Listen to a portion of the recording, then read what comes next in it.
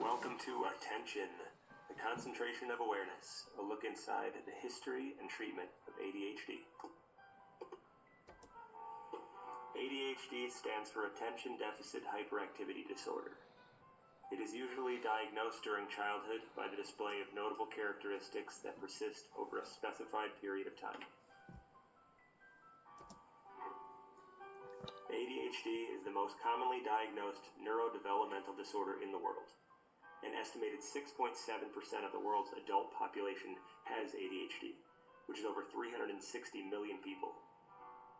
The three major characteristics that lead to a diagnosis are high motor activity, inattention, and impulsiveness.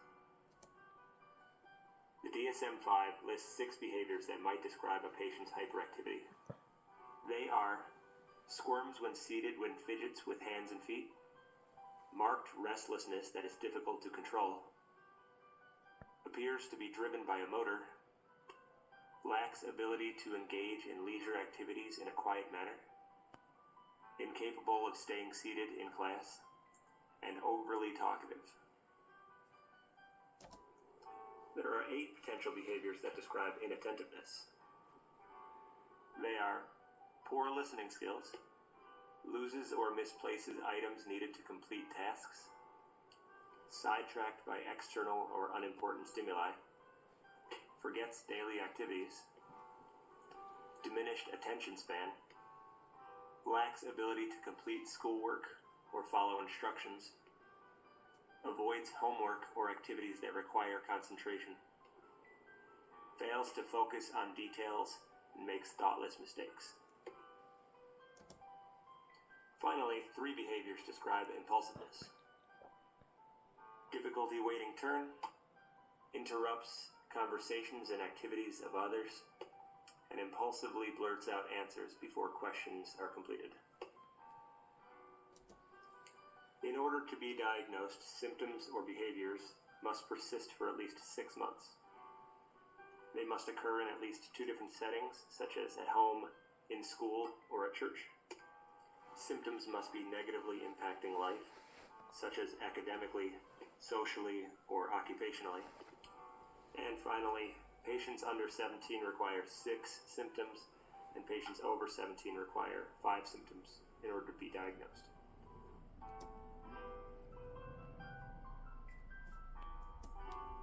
Here we'll touch briefly on the folkloric history of the disorder.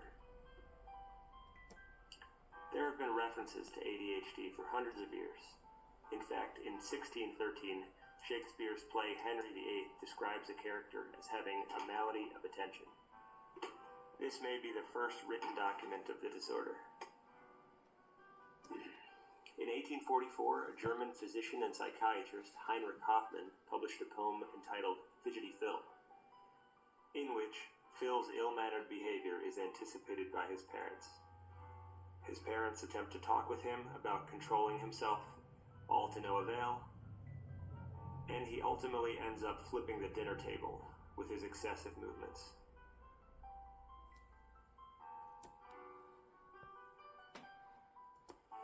In 1975, ADHD exits the fictional world and enters the first medical text.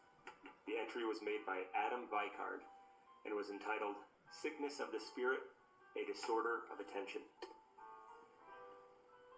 ADHD would see many changes and iterations before taking the form the medical community views today. Following the Great Encephalitis epidemic of 1918, young survivors that had sustained brain damage exhibited characteristics similar to ADHD. For the next 40 years, it would be assumed that all such behavior was the result of brain trauma. As if righting a wrong, an overcorrection was made, and in 1968 the DSM-2 labeled the disorder hyperkinetic reaction of childhood. This era of mental health was still heavily anchored in psychoanalysis and alluded to the behavior as a reaction to environment. 2 important distinctions were made by a Canadian named Virginia Douglas around this time. First, she firmly stated that the disorder was not a consequence of brain injury. Second, she asserted that hyperactivity, though commonly seen in patients, is not an essential tenet of the disorder. She stated that a lack of attention and inability to modulate arousal levels were of greater importance to the diagnosis.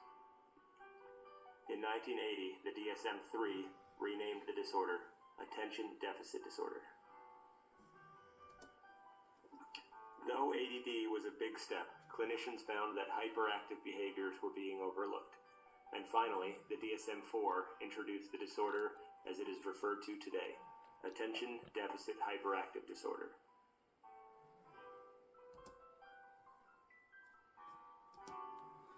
Many experts agree that a qualified and experienced doctor is at the core of receiving a proper diagnosis, as well as building an appropriate plan of care for each patient's unique circumstances.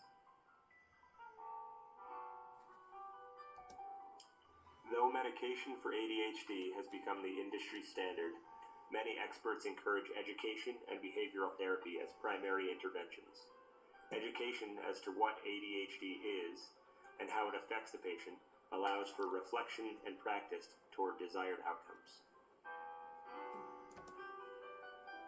Behavioral therapy works by recognizing warning signs of undesired behavior and developing techniques to change that behavior. With practice and participation from parents and teachers, it has proven effective. Mindful meditation has been shown to reduce depression and anxiety in those with ADHD, which has led to greater success with schoolwork. Like many groundbreaking discoveries, the leading type of medication for ADHD was found completely accidentally. In 1938, Charles Bradley found that stimulants had a calming effect on children who displayed ADHD-like symptoms and vastly improved their behaviors. Today, there are two main categories of medication for ADHD: stimulants, and more recently, non-stimulants. Stimulants are currently the most common medication for ADHD. They include drugs like Ritalin, Concerta, and Adderall, and it is not entirely understood how they work. Despite this lack of understanding, 70 to 80% of children show significant and abrupt improvements in behavior. Side effects sometimes include suppression of appetite, trouble sleeping, increased anxiety, and potential for substance abuse. Non-stimulants are a newer type of medication for ADHD and work by increasing the amount of norepinephrine, which acts on the area of the brain that regulates thought, behavior, and emotion. These take much longer to take effect, up to 6 weeks, but work continuously thereafter. Non-stimulants have proven effective for about half of patients who have tried them, and side effects include changes in blood pressure, insomnia, fatigue, sedation, loss of appetite, headaches, and dizziness.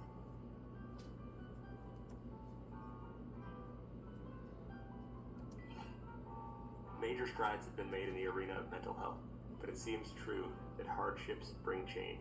A silver lining of the COVID-19 pandemic may be the shift of the public mindset towards researching, understanding, and treating issues of mental health.